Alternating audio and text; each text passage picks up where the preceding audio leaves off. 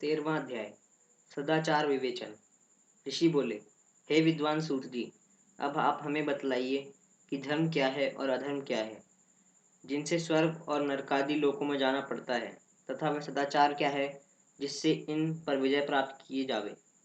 सूत जी बोले, हे ऋषियों, ब्राह्मण, क्षत्रिय, वैश्य और शूद्र, इन चारों वर्णों को उचित है कि वह सूर्योदय से पूर्व उठकर अपने इष्ट देव का ध्यान करें। फिर अपनी उन्नति के लिए धर्म, अर्थ का और अपने पर आने वाली आपत्तियों तथा अपने आय व व्यय पर पूर्णतः विचार करें। पूर्व दिशा की ओर मुख कर बैठने से उत्तम फल की प्राप्ति होती है। रात्रि का अंतिम प्रहर उषा कहलाता है। उसमें उठकर ब्राह्मण घर से दूर बाहर जाकर शौचादिक कर्मों से निवृत्त होकर दातुन करें और जल के देवताओं को नमस्कार कर स्नान करें।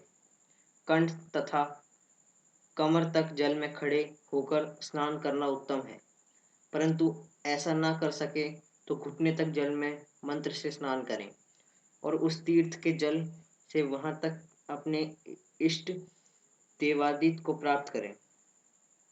फिर धोती पहनकर पंच कच्छ पहने। फिर गीले वस्त्र को बिना साबुन से धोवे और अपने पितरों को तृप्त करें।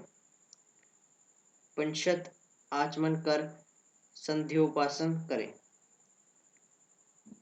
गायत्री के मंत्र जपें और सूर्य को अर्घ्य देवें। प्रातःकाल सूर्यानुवक से और संध्या में अग्नि अनुवक से पोक्षण करें। संध्या समय पश्चिम की ओर मुख करके तथा एवं मध्य है समय में अंगुलियों से तीर्थ देवता को जल देवें। फिर अंगुलियों के क्षेत्र से सूर्य भगवान को अस्त होता हुआ देखें और प्रदक्षिणा कर शुद्र आचमन करें। संध्या से पहले संध्या न करें। समय से संध्या हो जाने पर ही संध्या करनी योग्य है। नित्य प्रति जितना जप करना हो उससे 100 गायत्री अधिक ज्यादा जपें। गायत्री जपने का यह प्रमाण है कि 10 दिन में 1 लाख गायत्री का जप पूरा करें। इस प्रकार देवताओं को तृप्त करने अर्थ की सिद्धि होती है। जीव और ब्राह्मण को जान कर प्रणव का नित्य अभ्यास करें और यह समझे कि रुद्र भगवान ही तीनों लोकों की सृष्टि के रचयिता, स्थितिकर्ता और संहारता हैं।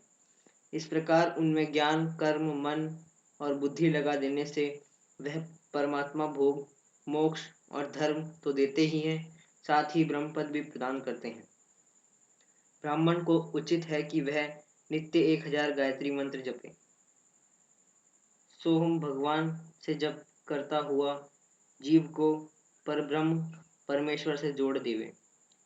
इस प्रकार 1000 बार का जप ब्रह्मपद और 100 का जप इंद्रपद देने वाला है, तथा इससे कीमत बढ़ती जब अपनी रक्षा के लिए और ब्राह्मण योनि प्राप्त होने के लिए है। परंतु नित्य सूर्य के सम्मुख जप करना चाहिए। 70 वर्ष तक नियम पूर्वक ऐसा जप करें।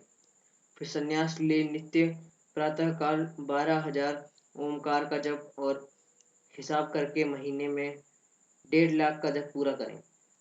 कम ना हो, तभी वह सच्चा सन्यासी है। जो इस प्रकार मंत्र ग्रहण करता है उसके सभी दोष शीघ्र ही दूर हो जाते हैं, अन्यथा वह रौरव नरक में जाता है। ब्राह्मण को योग्य है कि वह सर्वदा ब्रह्म ज्ञान का अभ्यास करे।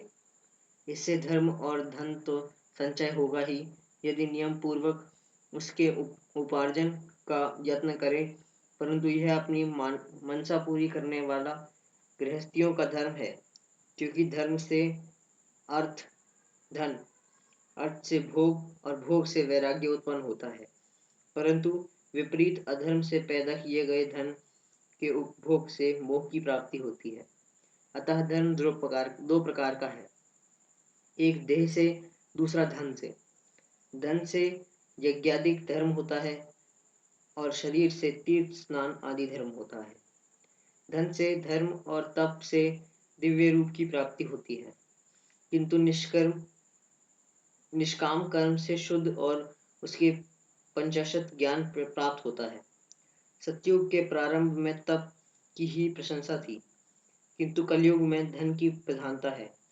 सतयुग में ध्यान से ज्ञान की प्राप्ति होती थी, त्रेता में तप से, द्वापर में भजन से, किंतु कलयुग में प्रतिमा पूजन से ज्ञान की उपलब्धि होती है। जो जैसा पाप पुण्य करता है उसे वैसा फल मिलता है। हिंसा ही अधर्म का स्वरूप है तथा अहिंसा धर्म का रूप है। अधर्म से दुख और धर्म से सुख मिलता है।